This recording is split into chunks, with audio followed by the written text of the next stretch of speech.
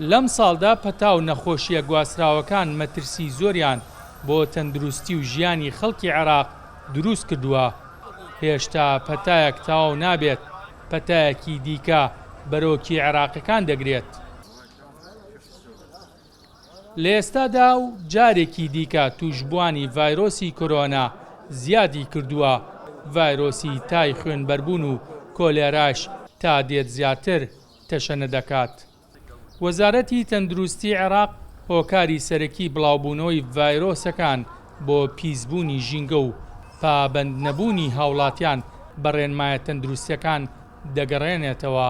لاحظنا في هذه السنة يعني تعدد الأوبئة التي ئەومان بەدی کرد لەم ساڵدا چەند جۆرێکی پەتا یان نەخۆشیە گواستراوەکان هاتووەتە نیشتیمانەکەمان کە پەتای کۆرۆنا و کۆلێرا و هەروەها تای خوێنبەربوونن کە ئەم ساڵ لە چاو ساڵانی پێشتر بەشێک لەو پەتایانە زیاتر بوون.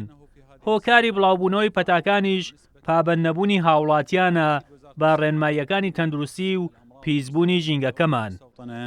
لديها خطة ثابتة للعمل. حث المواطنين على متابعة الجدول التلقيحي لأطفالهم وتلقي ڕێنماییکردنی هاوڵاتیان و هاندانیان لە وەرگرتنی ڤاکسین یەکێکە لە هۆکارەکانی ڕوبەڕووبوونەوەی نەخۆشیەکان. هەروەها وەزارەتی تەندروستی پلانێکی زۆر باشی هەیە بۆ کۆنتڕۆلکردنی زیاتر و تەشەنە نەکردنی نەخۆشیە گواستراوەکان. المنظمات العالمية وصح الوضع الوبائي المحيط بالبلد خطير نسبيا. بەپێی بەدواداچوونەکانی وەزارەتی ژینگەی عێراق دەرکەوتووە دامەزراوە حکوومیەکان یەکێکن لە هۆکارە سەرەکیەکانی پیسبوونی ژینگە. بە جۆرێک ئەم دامەزراوانە لە ماوەی کەمتر لە ساڵێکدا 5 ملیۆن مەتر سێجا پاشەڕۆ و خۆڵ و خاشاکیان فڕێداوەتە ڕووبارەکانی دیجلە و فرات لە بەغدا و پارێزگاکانی ناوڕاست و باشووری عێراق. أغلب المسببين لهذا التلوث هي المؤسسات الحكومية. زۆرترین ئەو لایەنانەی دەبنە هۆی پیسکردنی ژینگە دامەزراوە حکوومیەکانن.